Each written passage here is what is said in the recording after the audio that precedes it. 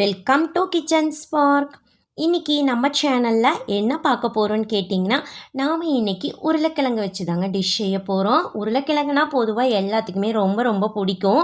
நாம் உருளைக்கிழங்குல இன்றைக்கி லஞ்சுக்கு உருளைக்கிழங்கு கறி ரெடி பண்ணலாங்க. இது பார்த்தோன்னே சாப்பிடணும்னு தோணுங்க. அந்த அளவுக்கு இது நல்லா கலர்ஃபுல்லாக ஸ்பைஸியாக இருக்கும்.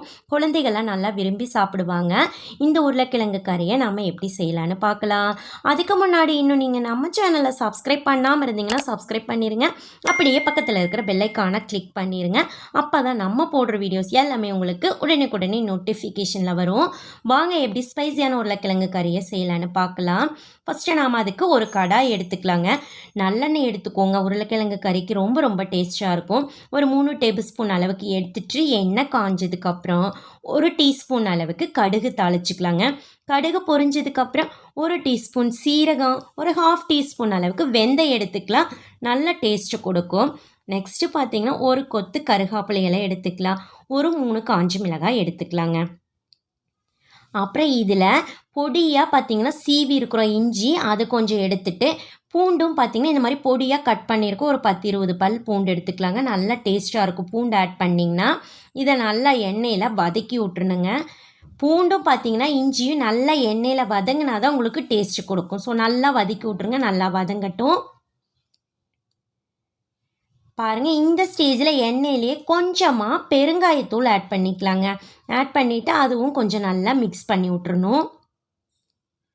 இப்போ 2 பெரிய வெங்காயம் கொஞ்சம் பொடியாக கட் பண்ணியிருக்கோம். அதை இதில் ஆட் பண்ணிவிட்டு நல்லா எண்ணெயில் வதங்கணுங்க வெங்காயம். ஸோ நல்லா செவக்க வதக்கி விட்டுறலாம். வதங்கட்டும். நல்லா வதங்கிருச்சு பாருங்கள். இந்த ஸ்டேஜில் ஒரு 3 மீடியம் சைஸ் தக்காளி எடுத்திருக்கேன். அதை நல்லா பேஸ்ட் மாதிரி அரைச்சிட்டோம். அதுக்கு தேவையான அளவு உப்பும் ஆட் பண்ணிவிட்டு நல்லா இதுவும் எண்ணெயில் வதங்கணும். எண்ணெய் பிரிஞ்சு வர அளவுக்கு நல்லா வதக்கி விட்டுறலாம். பாருங்கள், நல்லா எண்ணெய் பிரிஞ்சு வந்துருச்சு. இந்த ஸ்டேஜில் நாம் உருளைக்கிழங்கை ஆட் பண்ணிக்கலாங்க. உருளைக்கிழங்கு பார்த்தீங்கன்னா நல்லா தோல் சீவி எடுத்துக்கோங்க. அப்போ தான் இந்த உருளைக்கிழங்கு கறிக்கு உங்களுக்கு நல்லா டேஸ்ட்டாக இருக்கும், சாப்பிட்றதுக்கும் நல்லாயிருக்கும். இந்த சைஸில் கட் பண்ணிக்கோங்க. அப்போ தான் உருளைக்கிழங்கு கறிக்கு ரொம்ப ரொம்ப சூப்பராக இருக்கும்.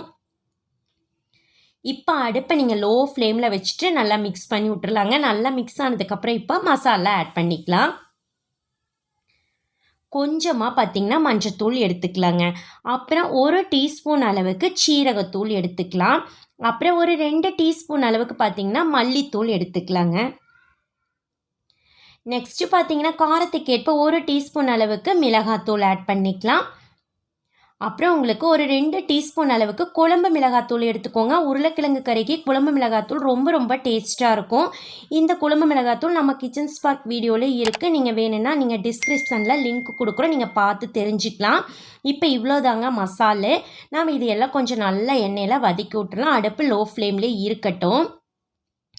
நெக்ஸ்ட்டு பார்த்தீங்கன்னா ஒரு கொட்டை அளவுக்கு கொஞ்சமாக புளிங்க, அது கரைச்சி வச்சுருக்கேன். அதை இதில் நம்ம ஆட் பண்ணிக்கலாம். நிறைய புளி எடுத்துக்க வேண்டாம், கொஞ்சமாக போதும். பாருங்கள், இதுவும் கொஞ்சம் நல்லா மிக்ஸ் பண்ணிடலாம். இதுக்கு தேவையான அளவு நாம் இன்னும் உப்பு ஆட் பண்ணலை. ஸோ தேவையான அளவு உப்பும் ஆட் பண்ணிக்கலாம்.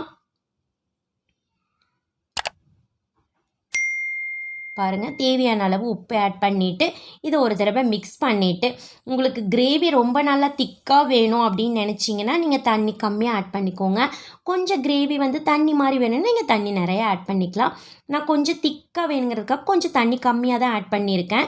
இந்த ஸ்டேஜில் பார்த்தீங்கன்னா நீங்கள் ஒரு 1/4 மணி நேரம் அடுப்பை மீடியம் ஃப்ளேமில் வச்சுக்கோங்க. லோவும் வேண்டாம், ஹை வேண்டாம், மீடியம் ஃப்ளேமில் வச்சுட்டு ஒரு 1/4 மணி நேரம் கொதிக்கட்டுங்க. பாருங்கள், நல்லா 1/4 மணி நேரம் ஆயிடுச்சு. இன்னும் வெந்திருக்காது. இருந்தாலும் பார்த்தீங்கன்னா கொஞ்சம் நல்லா எண்ணெய் பிரிஞ்சு வந்துருச்சு. கிரேவி கொஞ்சம் திக்காக இருக்கும், அடி பிடிச்சிரும். ஸோ அதனால் நீங்கள் நல்லா கிளறி விட்டுட்டு தண்ணி தேவைப்பட்டால் ஆட் பண்ணுங்க. இல்லை இருக்கட்டும், இதுவே போதுன்னா அப்படியே கூட விட்டுக்கலாம். பாருங்கள், நல்லா மிக்ஸ் பண்ணியாச்சு. இப்போ பார்த்தீங்கன்னா அடுப்பை லோ ஃப்ளேமில் வச்சுக்கோங்க. இன்னும் கொஞ்சம் நேரம் வேகட்டுங்க. இன்னும் வெந்திருக்காது உருளைக்கிழங்கு. ஸோ இன்னும் ஒரு 10 நிமிஷம் லோவில் வேகட்டும், லோ ஃப்ளேமில். பாருங்கள், ரொம்ப சூப்பராக நல்லா வாசனையாக நம்மளுக்கு உருளைக்கிழங்கு கறி ரெடி ஆயிடுச்சுங்க. இப்போ உருளைக்கிழங்கு வெந்திருக்கும், நம்ம பார்த்துக்கலாம் உருளைக்கிழங்கு வெந்துருச்சான்னு.